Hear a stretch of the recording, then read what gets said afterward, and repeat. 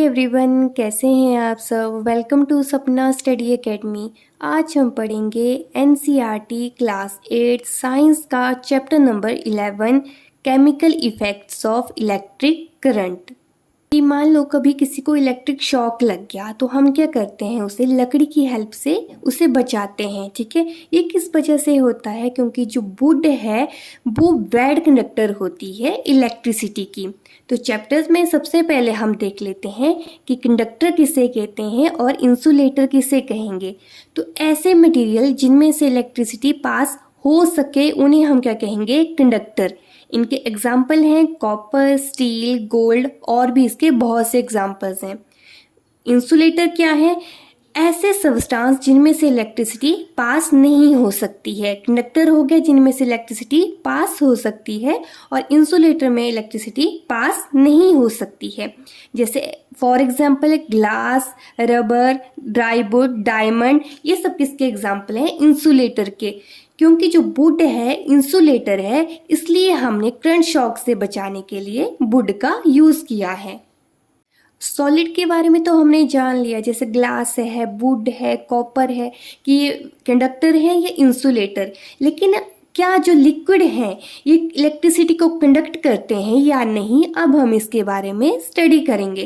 तो जो distilled water होता है, डिस्टिल्ड वाटर क्या है? जिसमें ना ही साल्ट होता है और ना ही किसी तरह का मिनरल होता है। ठीक है, ये होते हैं वेड कंडक्टर ऑफ इलेक्ट्रिसिटी। ये इलेक्ट्रिसिटी को कंडक्ट नहीं कर सकते हैं।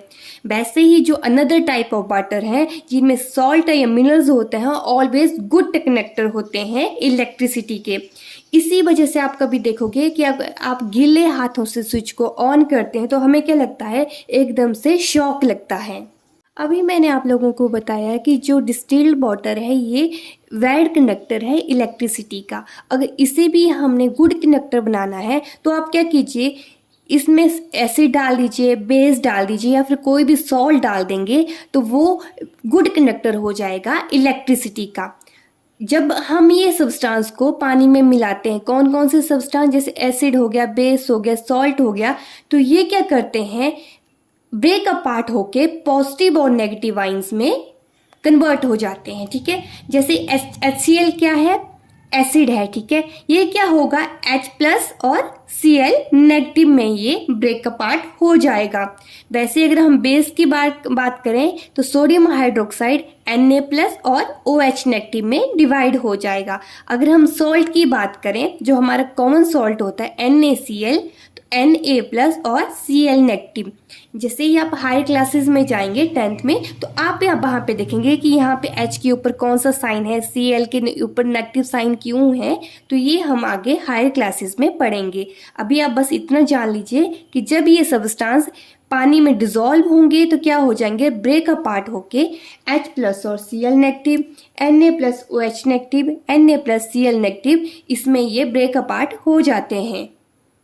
अभी अगर हमने पता करना है कि कोई, अगर हमने मटेरियल दिया हुआ है, अगर हमने फाइंड आउट करना है कि ये गुड कंडक्टर है इलेक्ट्रिसिटी का या नहीं, तो उसमें जो हम बल्ब यूज़ करते हैं वो कौन सा बल्ब हमें यूज़ करना चाहिए? तो जो मेनली इलेक्ट्रिकल सर्किट होता है उसमें हम LED बल्ब का यूज़ करते हैं। क्योंकि अगर कोई मटेरियल में अगर थोड़ा सा भी करंट होता है, थोड़ी सी भी इलेक्ट्रिसिटी होगी, तो ये डिटेक्ट कर लेता है। ओके, LED बल्ब क्या कर लेगा? Small amount of electric current को भी डिटेक्ट कर लेता है।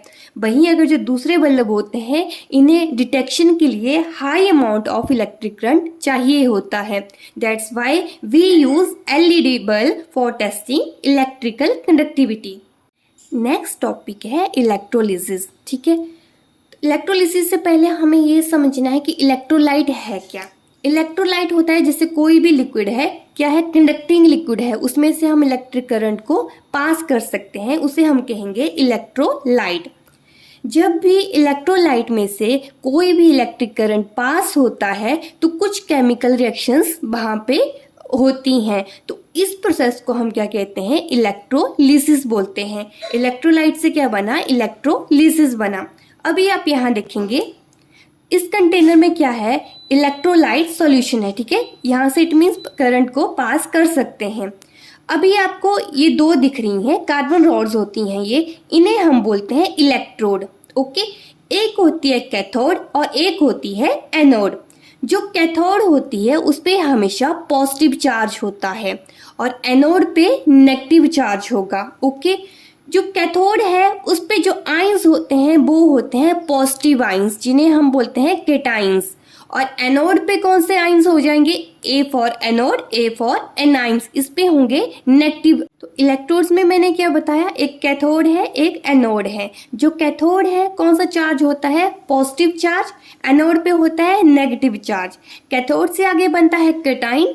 अगर कैथोड पे पॉजिटिव चार्ज है तो कैटाइन पे भी कौन सा हो जाता है? Positive charge. A for anode, A for A9.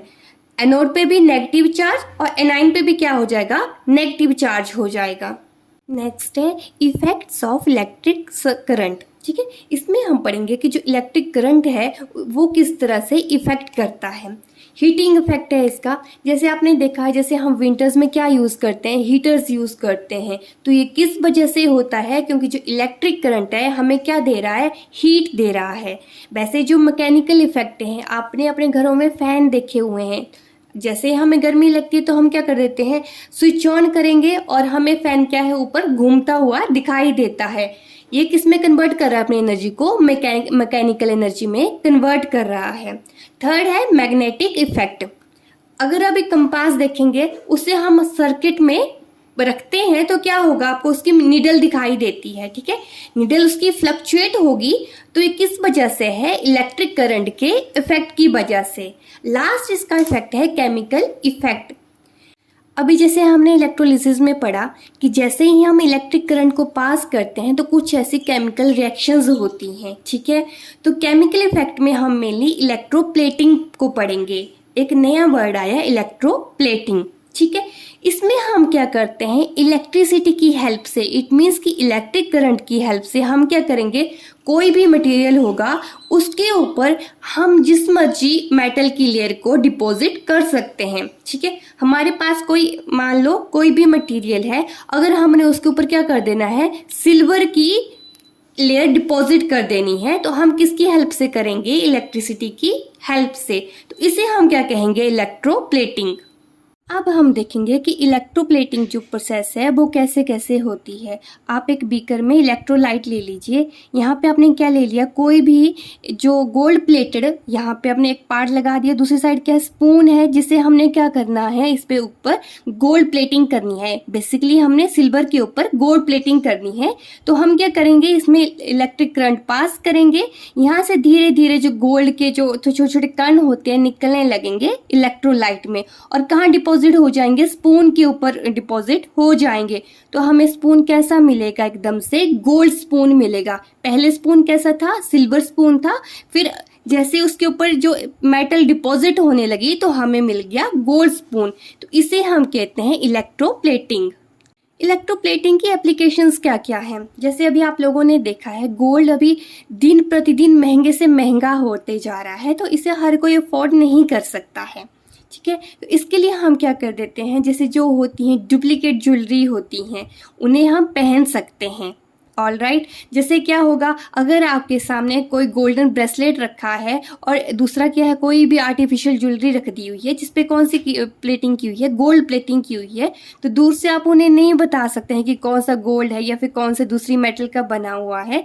Second application है, जैसे आप लोगों ने अपने किचन्स में देखा है, बाथरूम में देखा है, तो जो स्पून होते हैं, प्लेट्स होती हैं या फिर जो टैप होते हैं, वो क्या होते हैं? उनके ऊपर कोटिंग हुई होती है क्रोमियम की। ठीक है, लेकिन जो क्रोमियम है बहुत ही एक्सपेंसिव मेटल होती है। और देखा है आपने क्रोमियम कैसे होगा? एकदम शाइनी होता है और इजिली करोट नहीं होगा। तो इसके लिए हम क्या करते हैं? अभी पूरा जो जितना भी आपका मेटल है, पूरा का पूरा टैप तो क्रोमियम का नहीं बना सकते हैं। तो हम क्या करेंगे? अंदर कोई चीप सी मेटल डाल देंगे और उसके ऊपर कोटिंग कर देंगे हम क्रोमियम की। इसका थर्ड यूज होता है कि जो जितने भी मेडिकल इक्विपमेंट्स होते हैं वो सारे के सारे बने होते हैं निकल से, लेकिन जो निकल है उसका हम डायरेक्ट अपनी बॉडी पे यूज़ नहीं कर सकते हैं। तो इसके लिए उसके ऊपर अलग से प्लेटिनम की कोटिंग की होती है। तो ये कुछ एप्लीकेशन थी इलेक्ट्रोप्लेटिंग की। तो इलेक्ट्रोप्लेटिंग के साथ ही हमारा ये चैप्टर भी यहीं पे फिनिश होता है। इसके बाद आपके ओनली 2 चैप्टर्स बचते हैं जिसे हम अभी 2 डेज में फिनिश कर देंगे। आफ्टर देन हम स्टार्ट करेंगे ज्योग्राफी सीरीज। तब तक के लिए thank you and please do like share and subscribe to my YouTube channel.